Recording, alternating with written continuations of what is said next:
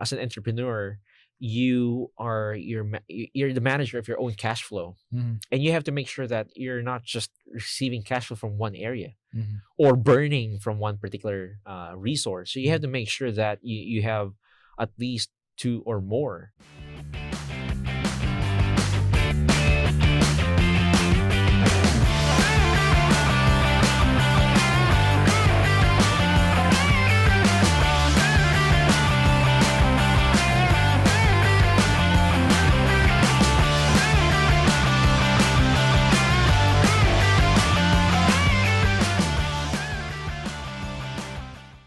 There are other entrepreneurs out there who are listening. They're tuned in, maybe even right now on Facebook. And they're in their first few years doing business. What's your advice to them? Let's say they're in their second or third year right now. They are struggling a little bit. There are cash flow problems. There are a little bit of problems with their employees. What's your advice to them? It's really being able to, get your emotions checked, keep your priorities in check, your mission. So that's number one. A second advice that I would say is biggest mistake that usually entrepreneurs will get into is that they go all into one thing. But for me is always make sure that you always have a spare tire. And my father-in-law would always say that to me as well. But my version is that, as an entrepreneur, you're the manager of your own cash flow, and you have to make sure that you're not just receiving cash flow from one area or burning from one particular resource. So you have to make sure that you have at least two or more, because if your venture fails, you have to make sure that you're gonna survive. Yeah. So in my case, when I was starting Pandora, I was doing some odd jobs, some side consultancy, and then at the same time, building another business to make sure that if this business fails, at least I have another one, or at least both will be able to survive and thrive for the matter. So that's what I did. You have to make sure that you have a spare tire. Yeah. Because when push comes to shove, if bleep hits the fan, you don't want to find yourself full of remorse, full of regret, and you'd feel bad about yourself, making bad decision, so and so forth. No, failure is always, sounds like a cliche, but it's always something that it's one step forward. You learn something how not to do that. So it's just to make a cushion for yourself on a personal level, that you won't find yourself in that position that, okay, I'm back to zero. No, you're always in that level that, okay, I'm managing my portfolio, I'm managing my cash flow, and I want to invest in this, and I'm going all into this, but I still have a reserve, something like that. So I would always advise to always make sure that you have more than two sources of income. Either that be you're an employed, you're an employee, so that's one source of income. Look at it as a business. You're the asset, and then you're doing your own business, so that could be one aspect. Or at the same time, you have two businesses, you're running two businesses, that could be the same thing. Or you're doing consulting jobs, so that's another perspective. That's how I actually started my route. And the third advice, on a practical sense, is that don't be too in love with your product. Let me quantify that. Okay. Don't be too much in love with your product, but be in love with your mission. Because I was somehow, I found myself towards that direction, wherein I was so focused in building the best product. I was so in love with the product. I made something so well, but I lost touch with the mission. I lost touch with the market. That it made totally no sense to the business. Wow. I built something so good. It's like saying, I'm not saying that this is what Elon Musk did, but if they make let's say a spaceship for just for doing a certain feat, if it was just blank, going to the sun, going to the sun, something like that, it made no sense. But it was a great product, but it made no sense. Then we veered off from the mission. So for me, it's really understanding that when you create a product, you have to be able to still look yourself in the mirror and say, am I building this product for the mission? or am I doing this because it's just for me to feel good about myself that I built something good? Yeah.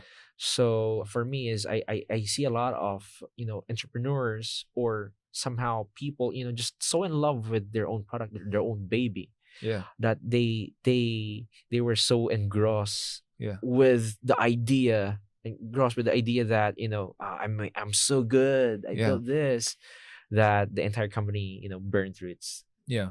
Runway. runway, burned through cash, and Yeah. then found themselves in the brink of bankruptcy, and then Right. folded. Yeah. And you don't want that to happen. So for me is understand your purpose, go back to the mission, and see. Because for me back then, just to set an example, Yeah. was we were building our first product and I was so in love with it. Yeah. But we were down almost 1 million. Wow. And then for me it was like, okay, we have to accept that this product is not going to sell yet. So we have to make a certain move. We have to sell Yeah. a different product first to make the company survive. Yeah. Because we're in this mission to to make a point. Yeah. So I had to go out, sell a different service, sell a Yeah. different type of product, Yeah. do odd jobs again for the company, and then raise new Wow. cash, and then eventually find ourselves, okay, this is the right time to rebuild the product and see if it fits. Yeah. And then by the time it made sense, then came Pandora. Wow. Yeah. It's a difficult mountain to climb. And that's Yes. really good stuff for you out there who are going to be starting your own entrepreneurial journey, or who are thinking about it, or who are, as Isaac said, in the middle of the bridge. That's really good advice. Don't get too engrossed in your product. Know that you're going to be sacrificing a lot of things and thrive in chaos. Things are going to be uncertain. You're not going to know what's going to happen. Amen. Isaac is in a business of ones and zeros. Either he makes it big or he doesn't. It's a tech company. He was way ahead of his time. And now, thank God, he has been able to merge with a company that just makes a lot of sense in terms of the business need and the close community of customers that they have. Now, with that advice to entrepreneurs, I'm going to ask another thing for them. There are entrepreneurs right now who may be on the same boat. They're like 5, 7, 8 years on the runway, and they might be making money, they might not, but they have a good offer, or they have a good merger offer that they're thinking about. What's your advice to these kinds of entrepreneurs? You can look at it two ways: personally, and of course objectively, from the perspective of the company. So for me, you have to consider both. It's not looking at two ways, but you have to consider both. Yeah. So first is for the company, what would it entail? And of course, for the people that you built.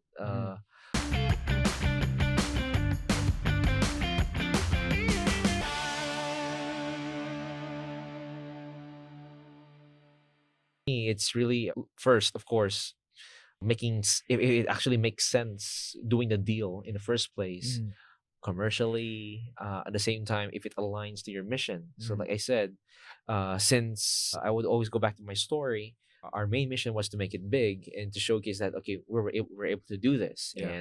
And we're proud that our product is now being used by, even though we're now not Pandora Labs, we're now Bolton. It's being used elsewhere, and we're happy about that. And for me, it's something that we take pride in. How many people, by the way, do you know how many people use your software right now? Not people, but I would say companies. Probably I would say it's in the numbers of at least 100. 100 people, 100 companies. Yeah. Wow, that's huge. Yeah, that's huge. Congratulations. At least it's a blessing. Yeah.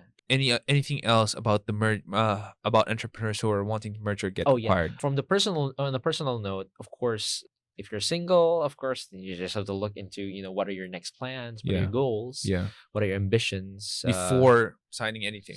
Yeah, of course, before signing anything. And of course, like in my case, I was married. Of course, you consult your wife, because of course, anything with making these decisions, you have to consider her thoughts as well, because it's both you. The business is both you and your wife, so you have to ask her what she thinks about it. So on a personal note, you have to also be settled with what are the changes that could happen, what are the upsides, what are the downsides. You have to be really aware of these things. Would you lose control? What are you willing to give up? What if you're not majority? What if you're the minority? what do you have to do. Mm-hmm. And of course, for me, while thinking of all of these technical things, both on a personal note and on a company level, is definitely you have to pray about it. Yeah. For me, is it was a nice verse that I read in Proverbs. Man can roll the dice, but Yeah. it's God who decides the outcome. Yeah. So you just have to understand that you ask God if this is the right decision, and then if He says that it is, then trust God that He'll bring you to where He wants you to be. Mm-hmm. And whatever that what happens, it's Mm-hmm. always something good that would come out eventually. There's a journey of faith. It's a journey of faith. So one of technically. the things that I took away from that is, if you're in the middle of an M&A or a merger and acquisition deal, Mhm. always first prioritize asking God, Amen. right? So we roll the dice. Entrepreneur, the definition came from the French word entreprendre. Entreprendre means someone who takes risks. Exactly. So that's us. We roll the dice every day, Yeah. and God decides the outcome every day. Mhm. So first pray, and then also decide for yourself. Ask your spouse if this is the right thing for you to do, Mhm. and consider your people. Your Right? people. Those are Yeah. the things that I learned from that. Yeah, because people, it's really important that in whatever venture that you start in, Mm-hmm. that be a small team, a big team, a new project, an ongoing project, you have to make sure that you have the right people, Mm-hmm. and you build the trust with them. You build the relationship with them. So I'm wondering now, how did they react, and how did you break the news to them that, hey, guys, we're getting acquired, or we're gonna be merging? Of course, for them was a surprise, and at the same time, some of course it's something that's exciting because it's new, Mm-hmm. and for a lot of them, I would say it meant stability. Yeah. So that's the good part. But I think in my case, the nice thing about it is because they built a nice and solid relationship with me. Mm-hmm. Their concern was, sir, will I be reporting still to you, Mm-hmm. because we want you. Yeah. So as touching it may sound, but for me, that shouldn't be always the case, because you build them to be independent on their own as well. So I think that was their primary concern. But at the same time, of course, you have to gear them up and tell them that this is growth. This is positive growth. This is not negative. Yeah. So eventually they took it in a positive sense, and of course I will always tell them, this is not just a single person's feat. This is technically a contribution of everybody. Yeah. Down from the HR down Yeah. to the admin, Yeah. all of these people contributing to the success of this company, Yeah. to who we are today. So yeah, it's really all of them. Yeah. Not just me. And I'm curious, and you may or may not answer this, and I respect that. Mhm. So there are people who stayed with you, went with you in the merger. Mhm. Did you change their contract? Were they able to lobby for another benefit or salary package with the new employer? Oh yeah, actually I did that for them. Wow. So I went ahead and negotiated a better offer, Mm-hmm. a better package. Yeah. So above market. Yeah. Benefits as well, and all of these things. Because they're gonna be moving to BGC. That's no joke, right? Yeah, that's no joke as well. And then of course tenure. So I had to make sure all of these details that they're not gonna be laid off. Yeah, because I myself, I was an employee myself, so I understand where they're coming from. Right. So which is also a good experience that I had. So I went ahead and made sure before I announced these things, I had it on paper. Anything new that you're working on right now? Oh, lots of things, but I'm sure. well, as an entrepreneur, like I said, you always have to make sure that you have the next thing going, or what you're working on. Not in a sense that you have to have a lot of projects, no, but it's more of what you're doing with the the the funds that's given to you. Yeah. So it's being a good steward. So eventually I founded a company called Malaya Corp. So Malaya, so it's very Filipino, but at the same time, what it means is freedom. So it's really freedom from all of these negative things that we have. So but definitely it's not a non-profit organization. Yeah. With all of these things.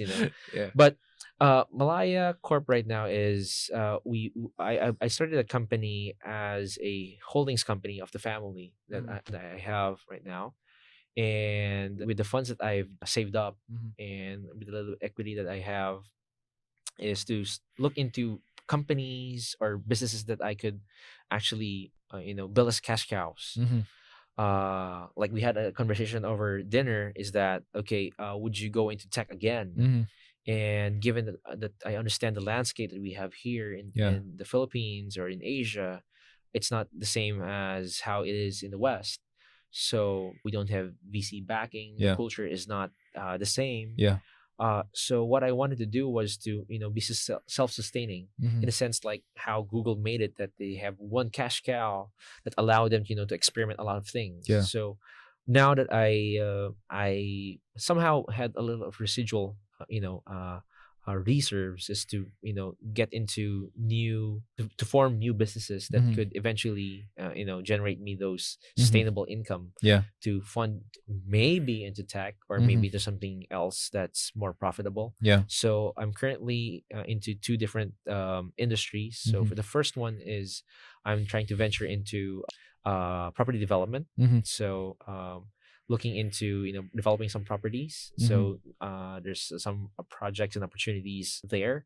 So that's what I'm currently focusing on most of my time right now. So that's that. Another thing is in the business of product distribution and product trade.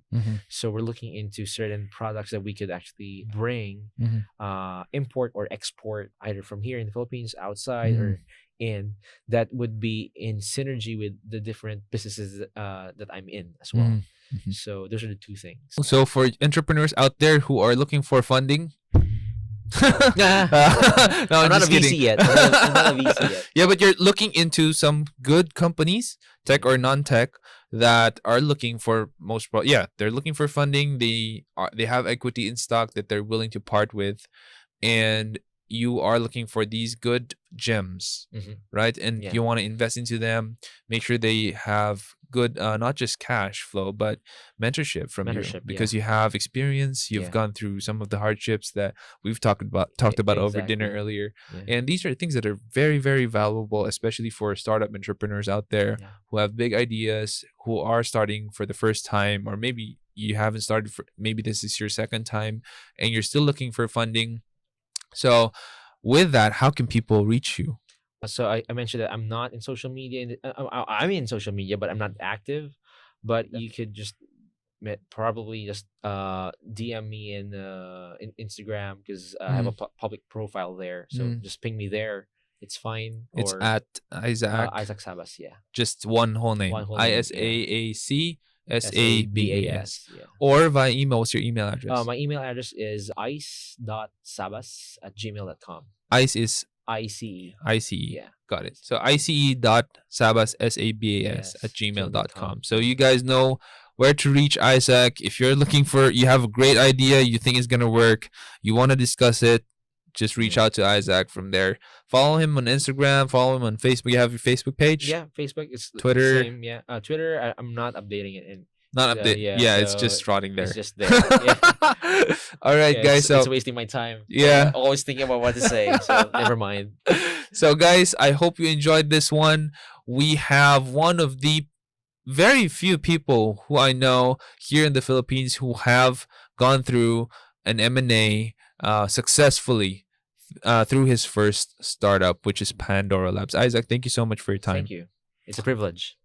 And until next time, guys, keep leading. Thank you.